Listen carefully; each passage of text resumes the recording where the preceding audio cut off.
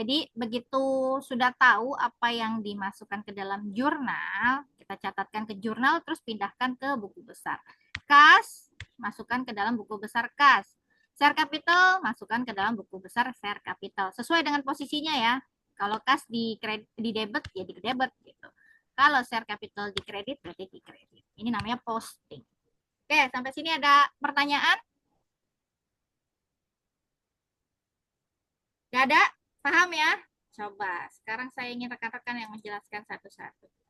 Oke. Nah ini. Coba. Untuk transaksi yang kedua.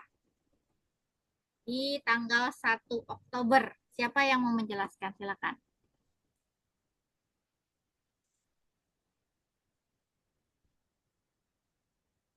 Ini yang kelihatan di saya aja deh nih.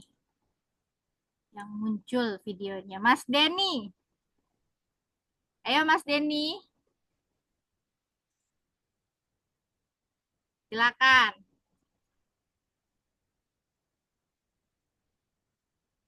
Yang lain jangan tiba-tiba off cam ya. Bentar ya, Bu. Boleh.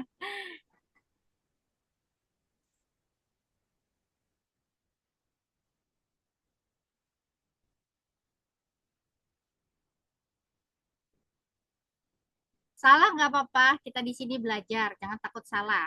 Salah adalah bagian dari proses belajar.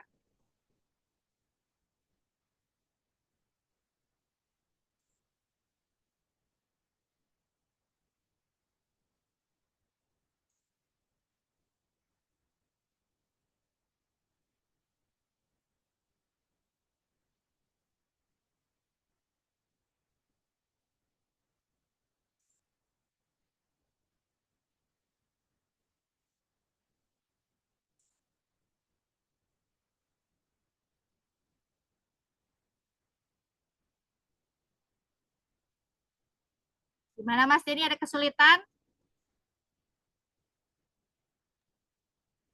Ini 12%-nya untuk apa ya, Bu?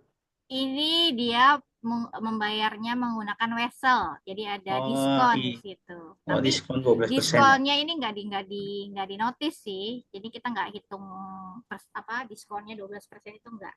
Langsung aja kita identifikasi dulu. Hmm. Bentar, Bu. Sebentar, Bu. Lowbat laptopnya. Oke.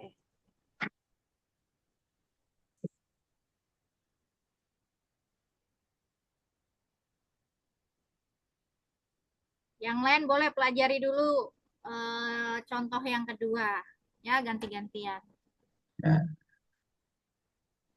ini pada tanggal 1 Oktober, YCJ Advertising Purchase of Equipment. Equipment, dia nambah sekitar 5.000. 5.000. Kemudian dia masukkan ke liabilities untuk pembayaran 5.000 juga. Terus Bu, tabelnya kurang ke atas. Ah, kurang ke atas. Gimana nih Ya. ceritanya? Kurang ke atas. Nah, yang mana? Ini Yang nih. ya yang equipmentnya Bu. Ini. Ah ya. Nah, kemudian dia ada increase, ada kenaikan di debit untuk equipmentnya sekitar 5.000. Ah, Bu boleh dikecilin lagi Bu. Oke. Nah, Nah, ada kenaikan dia untuk equipment plus 5.000 untuk pembayaran bukti pembayaran di liabilitiesnya. Nah, terus ini ada nota pembayarannya 5.000 di bulan Oktober tanggal 1, di apa? Nomornya tuh 200, yang satunya equipmentnya 157. Terus jadi di sini ada kenaikan debit untuk pembelian equipment sekitar 5.000, dan not pembayarannya disertakan juga di situ, Bu. Udah. Udah, Bu. Baik. Jadi gini ya rekan-rekan, ini terutama Mas Denny. Ini saya benarkan ya. Jadi awalnya Mas Denny tuh harus identifikasi dulu transaksinya. Oke, pada 1 Oktober, jadi perusahaan Yajichi ini membeli yang namanya peralatan, ya, equipment itu peralatan seharga 5.000 dengan apa? Menggunakan wesel, ya, wesel bayar. Kalau wesel bayar itu kan ada jatuh tempo dan ada di sini ada diskonnya 12%. Di wesel bayar dia gunakan wesel bayar, maka muncul not payable di sini. Not payable itu adalah wesel bayar, ya. Itu transaksinya. Maka kita harus tahu analisisnya bagaimana gitu. Kan analisis ini terkait peningkatan penurunan, ya. Maka di sini kita lihat ada peningkatan. Yang pertama, peningkatan dari sisi apa? Dari sisi aset, ya. Equipment kan termasuk ke dalam akun aset. Jika bertambah, maka di sini posisinya akan berada di debit gitu kan. Oke, jadi yang ada peningkatan adalah sisi equipment atau peralatan, juga di mana? Di liabilitiesnya atau di kewajiban perusahaan karena dia bayar pakai notes payable, pakai wesel bayar, artinya hutang kan itu. Peningkatan juga sebesar 5.000. Setelah basic analysis, maka kita lanjutkan ke apa? Analisis persamaannya. Kita lihat dari basic analysis peningkatan di sisi equipment yaitu aset, kemudian peningkatan di sisi liabilitas terkait dengan notes payable, wesel bayar. Maka kalau kita masukkan ke debit kredit, kita harus tahu posisinya di mana nih si aset ini. Kalau peningkatan debit, kalau aset yang meningkat berarti di debit gitu kan. Kemudian kalau liabilitas meningkat berarti di kredit, masukkan ke dalam jurnal. Maka tanggal 1 Oktober, equipment ini dia karena masih akun aset ya ini. Ini nggak usah lah rekan-rekan itu ya, nanti bingung lagi. Equipment itu karena dia akunnya nomor 1, maka dia harus tahu nomornya berapa. Ini di sini 157 untuk equipment. Kita masukkan 157 di sisi debit, ya, equipment di sisi debit. Ini yang harus rekan-rekan pahami ininya aja. Ya. Equipment di sisi debit 5.000 karena meningkat. Kemudian ada hutang, hutangnya ini meningkat apa menurun? Meningkat, karena kan artinya kan kita punya hutang nih di di perusahaan kita. Nah, ada nih hutang masuk, artinya meningkat nih yang harus kita bayar di sisi kredit. Nah, setelah jurnal, maka dilakukan posting. Posting itu apa? Posting ke dalam buku besar. Buku besarnya apa? Ada equipment, ada notes payable. Nah, buku besar equipment ke equipment, notes payable ke notes payable. Lihat posisinya, equipment kan di debit, maka masuk ke debit.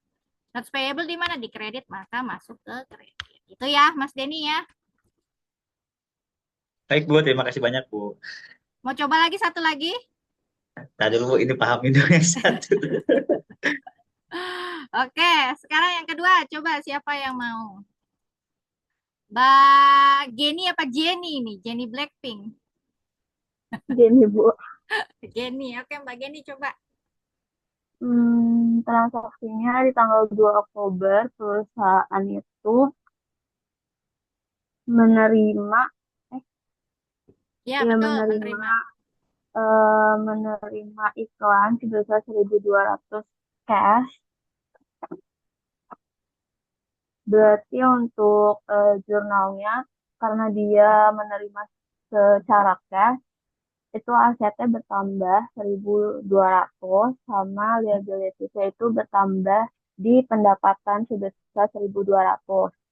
Untuk posisi jurnalnya, kas bertambah ada di debit sebesar 1.200, untuk pendapatan bertambah ada di kredit sebesar 1.200. Setelah itu melakukan posting ada di akun buku besar kas dan di akun buku besar revenue atau pendapatan sebesar 1.200. Yang kas di debit, yang pendapatan atau revenue bertambah di kredit sebesar 1.200. Oke, betul ya. Ini terkait transaksi. Hanya ini kurang lengkap bahwa di sini kan dicatatkan menerima pendapatan jasa yang belum dilakukan ya. unearned service revenue. Jadi itu istilahnya kayak dibayar di muka dulu, tapi kita belum melakukan jasa tersebut. Jadi kita belum melaksanakan ke si pelanggan kita. Maka dikatakan di sini unearned service revenue. Karena dia masih ada unearned service revenue ini yang termasuk ke dalam liabilitas kan kewajiban ya. Maka di sisi kewajiban itu bertambah. Gitu ya, Mbak Geni. Jadi kurang lengkapnya di situ aja. Kenapa muncul unearned service revenue adalah pembayaran atas jasa yang belum kita lakukan. Terkait Itu nanti harus, Bu, boleh ya, tanya, boleh, boleh. itu harus dimasukkan ke dalam list ya, Bu? Maksudnya list apa? Unlist, ini unread-nya tuh. Oh Karena kan iya. itu awalnya bagian daripada perencanaan tapi belum dibayarkan gitu. Tapi ya tetap harus dimasukkan ke situnya, Bu. Nggak gini, ini kan dia perusahaan jasa ya. Artinya Hmm. ketika dia dibayar tapi belum melakukan jasanya gitu, maka masuk ini pendapatan yang belum diselesaikan. Kalau sudah diselesaikan namanya kan revenue gitu kan, service revenue. Nah, unearned-nya ini artinya belum dilakukan gitu, belum dilaksanakan, maka muncul namanya kewajiban hutang nih. Jadi taruhnya di hutang. Itu ya. Kalau sudah selesai dilakukan, maka dia akan posisinya di ekuitas. Ekuitas. Itu ya. Baik, Paham Bu, ya terima Mas Denny kasih. ya? Baik, Bu, terima kasih. Sama-sama. Ada lagi? Sekarang kita coba yang ketiga. Mas Denny mau? Belum. Mbak Geni? Nggak mau juga? Boleh, Bu. Oh boleh, ya udah. Pengen Ayo. sih, Bu, tapi saya harus mengartikan dulu pertanyaannya, ini jadi agak lama. Nih, transaksinya saya artiin deh ya. Jadi rekan-rekan nanti tinggal itu ke bawahnya. Gitu ya. Jadi di tanggal 3, perusahaan membayar sewa di bulan Oktober secara tunai sebesar 900. Oke, Saya, siapa Bu. yang mau coba? Ya, Mbak Geni. Tadi transaksi bayar iklan sebesar Nah, 900 bukan ribu. membayar iklan, membayar sewa. Oh, membayar sewa ini. Office rent. Sewa, Sesuai membayar sewa. Nah, untuk akun yang dipakai, yang pertama akun cash, uangnya keluar sebesar 900 ribu. Yang kedua ada beban sewa sebesar 900 ribu. Untuk jurnalnya, beban sewa berkurang, itu ada di debit sebesar 900 ribu. Cashnya juga berkurang, ada di kredit sebesar 900 ribu. Untuk posting buku besar, yang pertama ada buku besar kas, yaitu buku besarnya berkurang sebesar 900 ribu. Yang kedua buku besar beban sewa, itu berkurang juga di debit 900 ribu. Oke, nah ini kan dari sini kita muncul pertanyaan ya. Kok bisa sih equities-nya minus 900 atau berkurang? Siapa yang bisa jawab? Karena udah dipakai sewanya, Bukan udah dipakai, tapi dibayar. udah dibayar. Dibayar ya. Ini kan dibayar nih, pays. Office rent. Jadi membayar sewa untuk bulan Oktober sebesar 900 secara tunai. Jadi kan kalau dibayar beban kita berkurang kan? Ya kan? Nah, jadi beban sewa kita berkurang. Maka posisinya kalau berkurang, posisinya dia ada di mana? Di debit. Debit. Ya. Di rent expense itu di debit 900 karena bayarnya pakai tunai cash ya, tunai, maka uang kita, uang perusahaan kita akan berkurang di kredit. Nah, satu lagi nih, coba. Ini kita lihat di cash ini kan udah banyak nih, ada transaksinya. Ini dari mana-mana aja nih, tanggal 1, ini kan tanggal 3 di sini ya. Berarti tanggal 1, tanggal 2 dari catatan transaksi sebelumnya ya. Kalau rekan-rekan lihat tadi kan ada transaksi tanggal 1 itu ada 2 transaksi, kemudian tanggal 2 yang melibatkan akun kas. Jadi sudah ada berapa nih? Ada 3 transaksi atau 4 ya. Tanggal 1 kan tadi ada 2 kali ya cash. Jadi ada 3. 1, 2, 3 di tanggal 1, 2, dan 3 untuk cash. Sedangkan di rent expense masih 1 gitu ya. Jadi semakin banyak akun yang digunakan, nanti di akun besarnya pun bertambah gitu catatannya ya. Oke, kita lanjut. Silakan untuk Oktober tanggal 4. Mbak Ari mau coba Mbak Ari? Enggak, Bu. Mbak Ari nggak mau coba dia. Mbak Erni mau coba? Silakan Mbak Erni. Masih bingung tapi dicoba ya. Ya, boleh. Ini perlu diartiin dulu nggak nih? Perlu, perlu Bu. Oh, perlu. Oke. Berarti tanggal 4 Oktober Pembayaran perusahaan asuransi ya. membayar asuransi yang akan kadaluarsa atau expired di tahun depan tanggal 30 September. Nah, ini itu ada basic analisisnya. Jadi the asset prepaid insurance itu kan prabayar ya. Jadi kita harus membayar setiap bulan gitu ya terkait Ya. asuransi yang kita gunakan. Nah, prepaid assurance ini masuk ke dalam aset ya. Because the payment extend to more than the current amount, the asset cash decrease. Jadi kalau setiap kita membayar, tentunya kita akan ada yang berkurang atau mengurangi apa? Kas di situ. Ya. Nah, payment of expense that will benefit more than one accounting. Jadi yang kita bayar ini memiliki manfaat ya dalam suatu periode akuntansi tertentu gitu ya. Maka disebut dengan prepaid atau prabayar. Dibayar di muka berarti ya Bu ya. Ya, jadi nggak dibayar di muka, dia setiap ini membayar kan. Kalau kita punya asuransi kita bayar setiap bulan kan. Jadi prepaid jatuhnya. Kalau kayak kita mau kita punya apa sih namanya?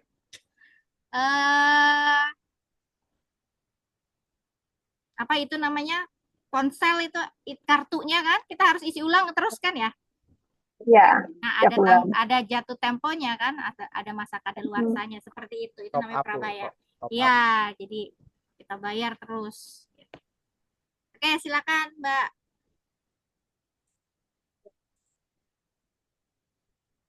Jadi untuk pembayaran premi asuransinya itu sebentar dicatat prepaid insure di debit ya Bu, $600 Mm-mm. dan cashnya itu masuk ke kredit. Untuk postingnya itu masuknya ke ini.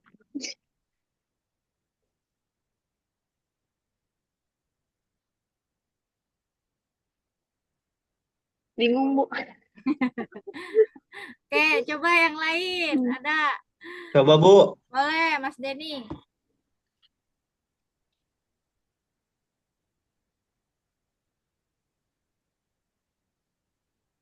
Untuk equation analisisnya cash masuk ke aset minus 600. Mm-mm. Untuk prepaid asuransinya plus 600. Kemudian di debit kredit analisinya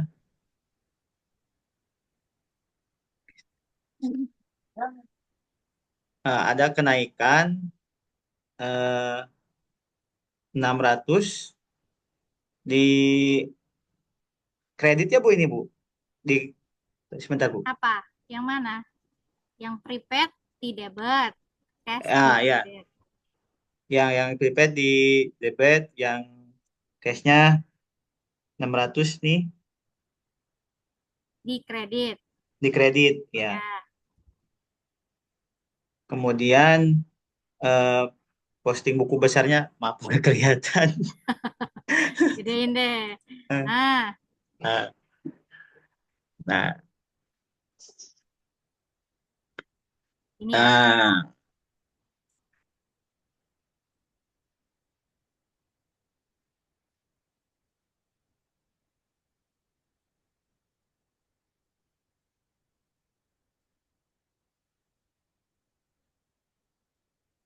debitor. Jadi plus semua ya, Bu. Padahal ini kita kredit ya. Bingung. Oke, jadi gini ya, nih, ini kan acuannya di sini nih. Kenapa prepaid assurance itu di debit? Dia kan bertambah ya, karena dia akun aset. Kan dia akun aset nih, prepaid insurance, ingat ya, dia akun aset. Jika bertambah, dia posisinya di debit. Nah, kita lihat, kan perusahaan membayar asuransi. Asuransi ini kenapa dia termasuk ke dalam akun aset? Karena dia memberikan manfaat bagi perusahaan gitu ya. Saya minum dulu deh, jatuh.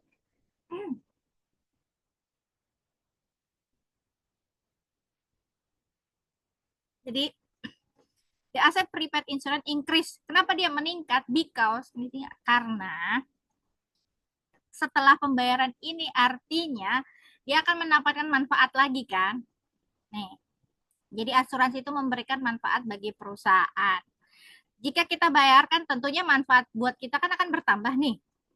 Kita lihat dari sisi manfaat. Nah, dianggap itu bertambah. Jadi prepaid assurance itu sebagai akun aset.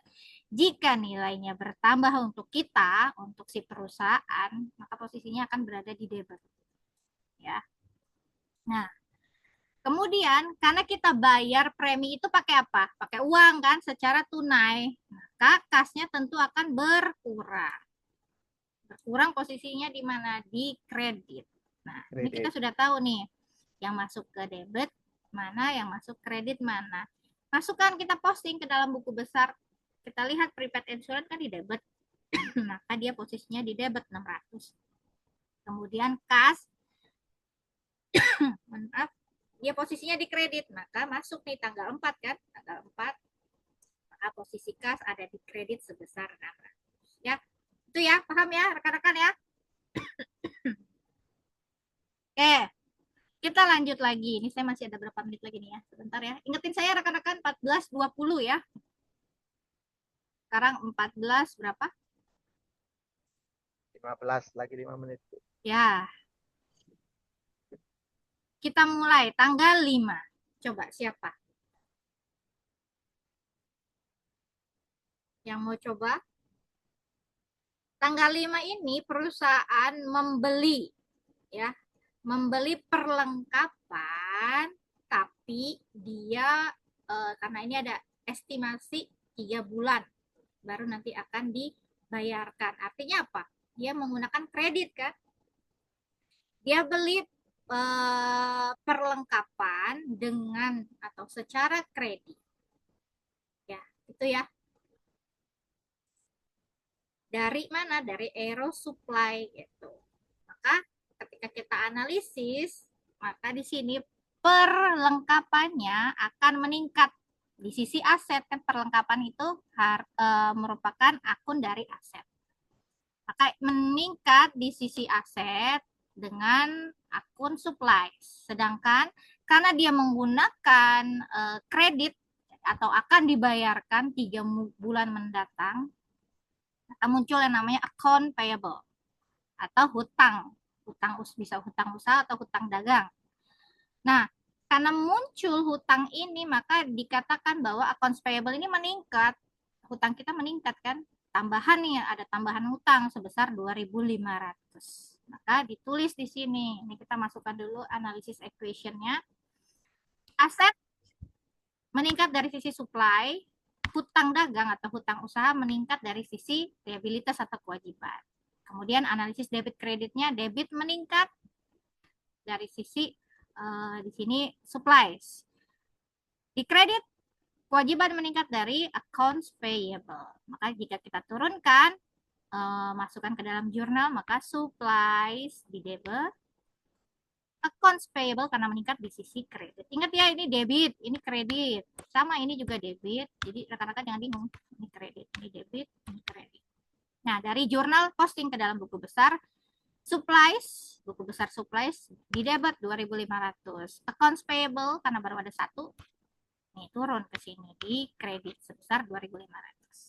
Itu ya. Kemudian ada yang seperti ini. Nah, ini kalau rekan-rekan baca, ini kan ada kegiatan atau transaksi. Tanggal 9 perusahaan mempekerjakan 4 orang karyawan yang mana dia akan mulai bekerja di tanggal 15 Oktober. setiap karyawan akan menerima upah atau gaji sebesar 500 untuk 5 hari kerja dalam 1 minggu. Pembayaran akan dilakukan setiap 2 minggu. Jadi 2 minggu sekali ya. Nah, pembayaran pertama akan dibayarkan di tanggal 26. Kalau ada transaksinya seperti ini, kita perlu catatkan nggak ke dalam jurnal? Saya tanya. Perlu dicatatkan sekarang nggak? Enggak. Nggak perlu ya. Karena Iya. dia belum terjadi. Belum ada transaksi, Bu. Betul, belum ada Ya. transaksi. Baru di sini baru agreement katanya, baru persetujuan. Jadi bisnis transaction-nya ini belum muncul ya, belum ada karena baru agreement. Ini dikatakan agreement. Jadi baru persetujuan atau perjanjian antara pemberi kerja dengan pekerja. Nanti dicatatkannya tanggal berapa? Ini bisnis Tanggal 26. 26, Bu. Tanggal ya. 26, Bu. Jadi di sini akan dimulai di tanggal si transaction bisnis transaksinya mulainya di tanggal 15 ya. Namun nanti belum ada catatan gitu. Nanti untuk pembayarannya kan baru di tanggal 26. Itu ya. Kemudian ini baru tanggal 20. Nah, tanggal 20 ini ada pengumuman. Jadi pengumuman dari direktur perusahaan bahwa akan membagikan yang namanya dividen kepada para pemegang sahamnya. Nah, pembagian dividennya ini dividen tunai, jadi dari uang gitu, dari cash ya. Nah, kita lihat bahwa nanti yang berkurang dan bertambah apa? Berkurang di sini kita lihat cash karena dia membayarkan secara tunai, tentunya cash dia akan berkurang. Nah, dividen, nah di sini dicatatkan bahwa dividen akan berkurang juga. Kenapa berkurang? Karena kan dibagikan kepada para pemegang sahamnya. Nah, dividen di ekuitas ini berkurang. Kita lihat dicatatkan ke dalam jurnal. Di sini dari sisi debit yang ada adalah dividen, ya. Karena akan dibagikan, dia akan berada di sisi debit.